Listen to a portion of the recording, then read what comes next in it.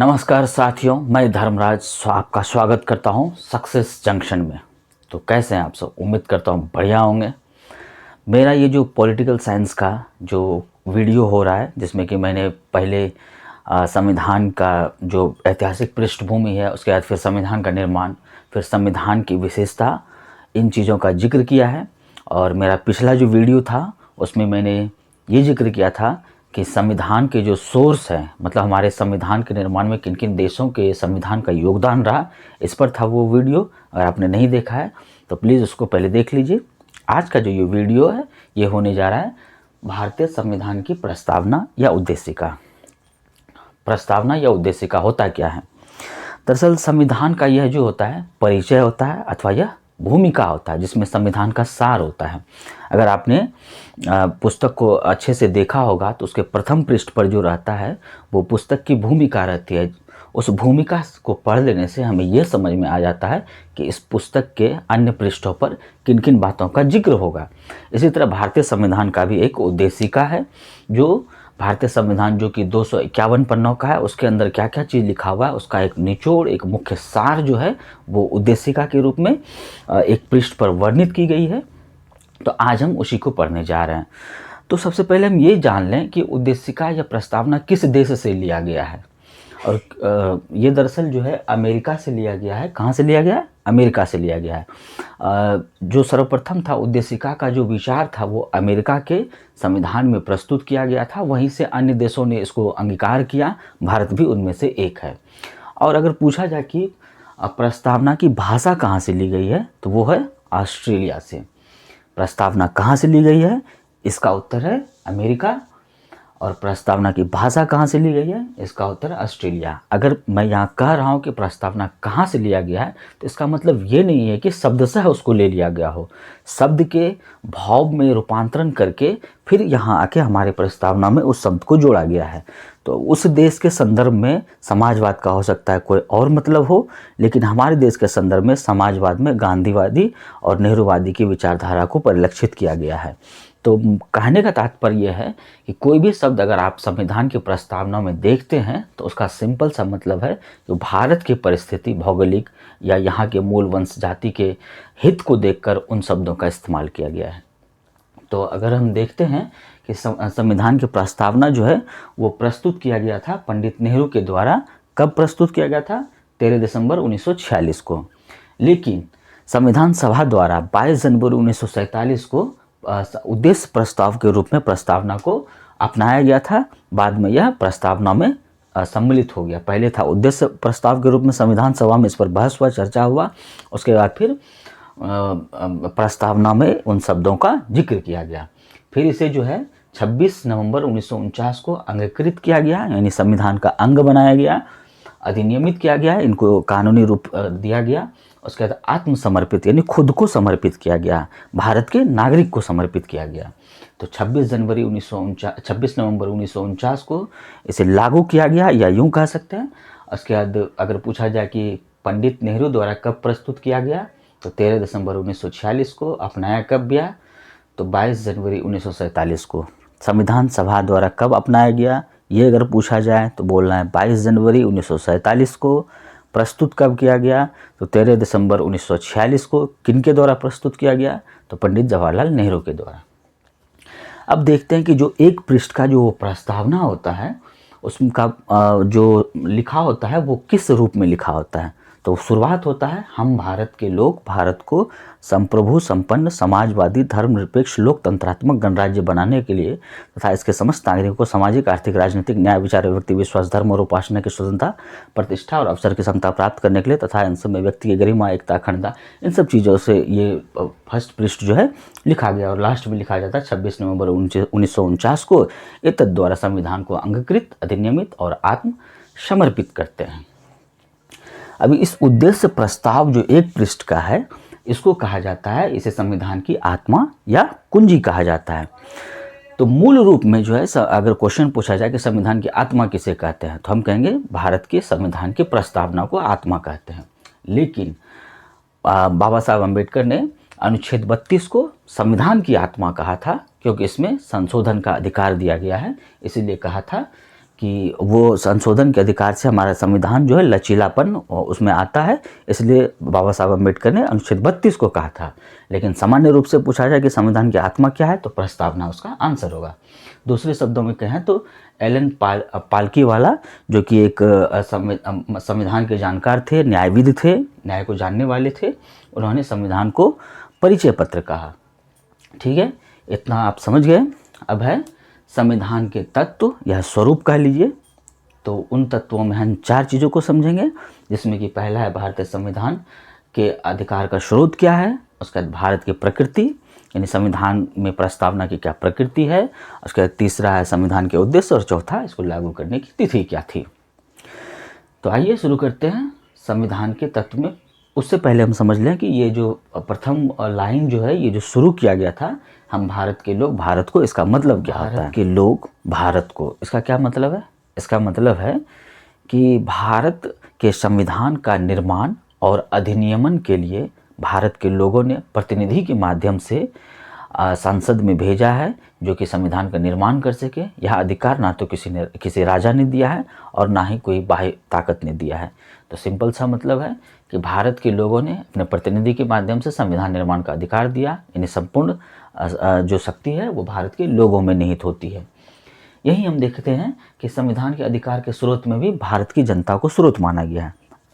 हम जानते हैं कि भारत में अगर कुछ सर्वोच्च है तो वो है संविधान, ना तो उससे ऊपर सुप्रीम कोर्ट है, ना ही हाई कोर्ट, जो भी अन्य न्यायालय है या जो भी संवैधानिक बॉडी है, उससे सर्वोच्च कुछ नहीं है। संविधान इस देश में सर्वोच्च है और संविधान को ताकत मिलती है भारत के लोगों से, क्योंकि इसके प्रस्तावना में ही कहा गया है हम भारत के लोग, यानी संविधान निर्माण में भारत के लोग अगर नहीं रहेंगे तो वो संविधान किसी काम का नहीं। तो संविधान की सर्वोच्चता में भारत की जो जनता है वो एक स्रोत बनती है, एक ताकत बनती है, जिस वजह से इसको कहा जाता है कि अधिकार का स्रोत अगर कोई है तो भारत की जनता है। दूसरा है भारत की प्रकृति, जिसमें कहा गया है कि प्रभुत्व संपन्न, समाजवादी, पंथ निरपेक्ष, लोकतंत्रात्मक और गणतंत्र या गणराज्य। अब प्रभुत्व संपन्न क्या होता है? इसमें है कि लोगों को अपने से जुड़े हर मामले में फैसला करने का जो सर्वोच्च अधिकार है वो खुद को है, ना कि किसी और को। कोई भी बाह्य शक्ति भारत को आदेश नहीं दे सकता है, यानी अब भारत आंतरिक या बाह्य मामलों में खुद निर्णय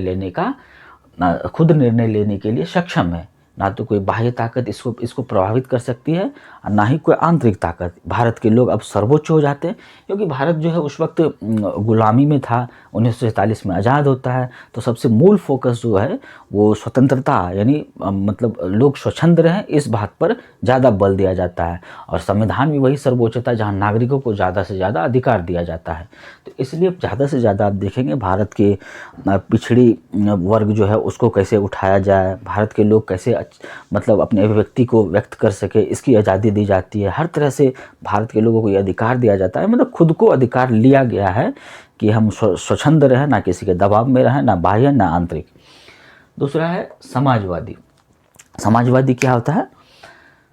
समाजवाद अगर एक शब्दों में कहा जाए तो इसमें कहता है उत्पादन के साधन पर अगर सरकार का नियंत्रण हो तो उस व्यवस्था को समाजवादी व्यवस्था कहते हैं। लेकिन यहाँ जो है, यहाँ कहा गया है कि समाज में जो संपदा होती है, यानी धन दौलत संपत्ति जो रिसोर्स होती है, तो समाज में संपदा पर जो है सामूहिक रूप, मतलब कोई भी संपदा जो है समाज में वो सामूहिक रूप से पैदा होती है और इस पर समाज के हर वर्ग का अधिकार होता है। कोई अगर रिसोर्स, जैसे मान के चलिए कोई चांदी का या सोने का खदान निकला, तो वो समाज के हर वर्ग का उस पर अधिकार होगा।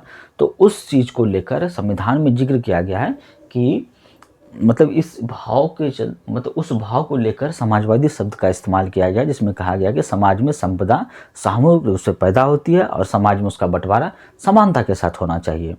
सरकार जमीन और उद्योग धंधों की हकदारी से जुड़े कायदे कानून इस तरह बनाए कि सामाजिक आर्थिक असमानता कम हो। यानी इसका मूल भाव है कि समानता का अधिकार हर नागरिक को प्राप्त हो, समानता का विस्तार हो। इस बात को लेकर इस शब्द का यहाँ इस्तेमाल किया गया है। अगला है पंथ निरपेक्ष। पंथ निरपेक्ष क्या होता है? नागरिकों को किसी भी धर्म को मानने की स्वतंत्रता होगी, लेकिन कोई भी धर्म आधिकारिक नहीं होगा। सरकार सभी धार्मिक मान्यताओं और आचरण को समान सम्मान देगी। इसका मतलब हो गया कोई भी धर्म जो है लोग अपना सकता है, कोई भी धर्म चाहे उसके आचरण को जिसमें उसकी आस्था हो उसको अपना सकता है, यानी धार्मिक स्वतंत्रता की बात करता है। जैसा कि संविधान में भी इसका जिक्र किया गया अनुच्छेद 25 से लेकर अनुच्छेद 28 में धार्मिक स्वतंत्रता। अगला है लोकतंत्र। लोकतंत्र क्या होता है? सरकार का ऐसा स्वरूप है जिसमें लोग शासक जो है वो खुद चुनती है, जो कि जनता के प्रति जवाबदेह होते हैं। इसमें लोगों को समान राजनीतिक अधिकार प्राप्त होता है और यह सरकार मतलब इसमें जो है सरकार कुछ बुनियादी नियमों के अनुरूप चलती है। तो एक शब्दों में कहा जाए तो जहाँ जनता अपने प्रतिनिधि को चुनकर भेजती है अपने लिए शासन व्यवस्था चलाने के लिए, तो उसी को कहते हैं लोकतंत्र। अगला है गणतंत्र। गणतंत्र क्या होता है? जहाँ शासन का जो प्रमुख होता है यानी राष्ट्राध्यक्ष जो होते हैं, दूसरे शब्दों में उसको राष्ट्रपति भी कहते हैं। तो जहाँ शासन का जो प्रमुख होता है लोगों द्वारा चुना जाता है, चाहे वो प्रत्यक्ष हो या अप्रत्यक्ष हो, व्यक्ति होगा, मतलब कोई भी शासन व्यवस्था जिसमें लोगों द्वारा अपने शासनाध्यक्ष को चुना जाता है, तो उस व्यवस्था को गणतंत्र व्यवस्था कहते हैं। इसमें कोई वंश का ना हो, ना ही किसी राज खानदान का हो। तो ये होता है गणतंत्र। इस खंड को आपने समझा और इसको आप याद करने की भी कोशिश करेंगे। इनमें से इस सेक्शन से मतलब इन 3 सेक्शन से क्वेश्चन पूछे जाते हैं, आप इसको याद करने की कोशिश करेंगे। खासकर ये संविधान की आत्मा और कुंजी से रिलेटेड जो है ये क्वेश्चन भी पूछ लिए जाते हैं। अब चलते हैं अगले खंड की ओर के उद्देश्य। तीसरा पॉइंट है, इसमें है न्याय, स्वतंत्रता, समानता और बंधुत्व। अब सबसे पहले समझते हैं कि न्याय क्या होता है।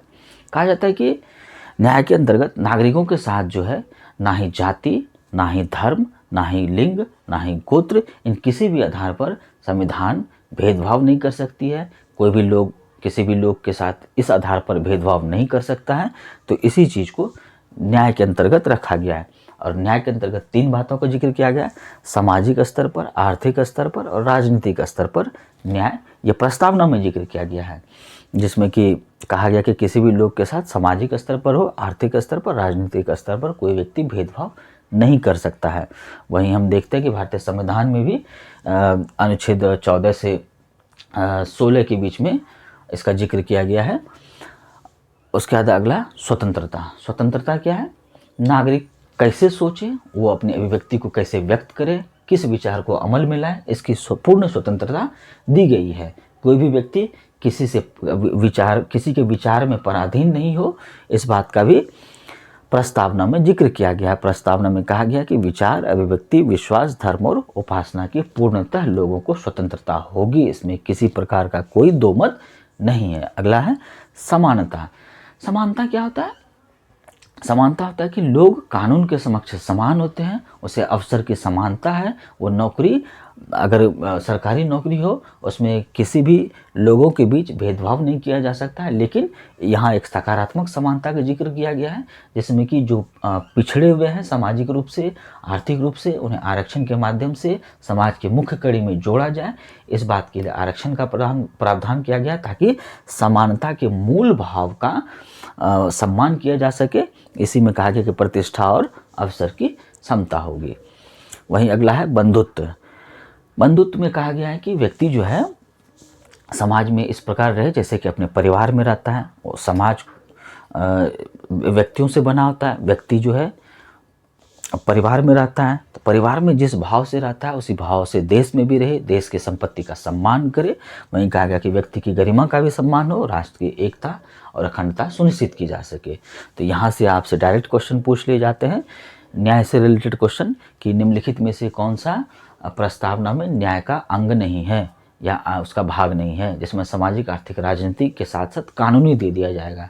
तो आप इसको अच्छे से याद रखेंगे, सामाजिक, आर्थिक और राजनीति को, तो कानूनी आप ऑप्शन को टिक कर देंगे कि ये नहीं है। आइए अब अगला देखते हैं, संविधान लागू होने की तिथि। इसकी तिथि 26 नवंबर 1949 को, जैसा कि मैंने यहाँ बताया था कि इसी दिन संविधान को लागू किया गया, प्रस्तावना के साथ अंगीकृत किया गया, अधिनियमित किया गया और आत्मसमर्पित किया गया, खुद को समर्पित किया गया। आइए अब चलते चलते कुछ तथ्यों को देख लेते हैं, जिसमें कहा गया है बेरुवाड़ी संघवाद। बेरुवाड़ी संघवाद क्या है? ये 1960 का मामला है, जिसमें कि सुप्रीम कोर्ट जो अपना उच्चतम न्यायालय होता है, उन्होंने कहा कि प्रस्तावना जो है उसको संविधान का अंग नहीं माना जाएगा। लेकिन बाद के वर्षों में जब 1973 में केशवानंद भारती बनाम केरल राज्य का मामला आता है सुप्रीम कोर्ट में, तो उस वक्त जो है सुप्रीम कोर्ट ने कहा कि प्रस्तावना को संविधान का अंग माना जाएगा और इसमें भी संशोधन किया जाएगा। ऐसा कैसे कर सकता है सुप्रीम कोर्ट भाई? अपने ही फैसले को पलट सकता है? पलट सकता है। इसी को तो कहते हैं न्यायिक पुनरावलोकन। तो न्यायिक पुनरावलोकन के माध्यम से सुप्रीम कोर्ट ने इस फैसले को पलट दिया और कहा कि प्रस्तावना भी संविधान का अंग है, इसमें भी संशोधन किया जा सकता है। लेकिन एक बात आप याद रखेंगे, इसी मामले में, केशवानंद भारती मामले में ही सुप्रीम कोर्ट ने कहा था संविधान में आप संशोधन कर सकते हैं, लेकिन उसकी मूल संरचना, ढांचा, भाव, इन सब चीज़ों से छेड़छाड़ नहीं कर सकते हैं। तो जब ये संविधान में संशोधन की बात 1973 में की गई प्रस्तावना में, तो उसके बाद फिर हम देखते हैं कि 1976 में ही, 3 साल बाद में ही, संविधान का 42वां संविधान संशोधन होता है, जिसमें कि 3 शब्दों को जोड़ा जाता है: समाजवादी, पंथनिरपेक्ष और अखंडता। समाजवादी को मैंने आपको इस सेक्शन में समझाया था, पंथनिरपेक्ष भी आप समझ चुके हैं। अखंडता से सिंपल सा तात्पर्य है कि भारत जो है अलग अलग देशों, मतलब अलग अलग राज्यों का एक समूह है, जो कि कोई भी राज्य अगर चाहे कि वो स्वायत्त होकर अपना एक अलग झंडा, अपना एक अलग संविधान, अपना एक अलग सरकार बना ले, तो ऐसा नहीं हो सकता है, क्योंकि भारतीय संविधान एक ही संविधान है जो संपूर्ण देश पर लागू होता है। कोई अगर राज्य चाह ले कि हम स्वायत्त हो जाएं और अपना अलग से सब व्यवस्था कर लें, तो ऐसा नहीं हो सकता। इसी बात के लिए अखंडता शब्द का इस्तेमाल कर दिया गया कि आप भारत से अलग नहीं हो सकते हैं। तो ये था दोस्तों भारतीय संविधान की प्रस्तावना उद्देशिका, जिसको आपने आज समझा। उम्मीद करता हूँ कि आपको अच्छे से समझ में आया होगा। मेरी इस वीडियो पर अपनी प्रतिक्रिया दीजिएगा। अगर ये वीडियो अच्छा लगता है तो लाइक करके अपनी प्रतिक्रिया दीजिएगा। अगर अच्छा नहीं लगता है तो प्लीज़ आप इसे डिसलाइक कर दें और अपनी राय को कमेंट सेक्शन में ज़रूर व्यक्त करें। हो सके तो इस चैनल को सब्सक्राइब कर लीजिएगा। हो गया, आज के लिए बस इतना ही। Have a good day, take care, bye bye, जय हिंद।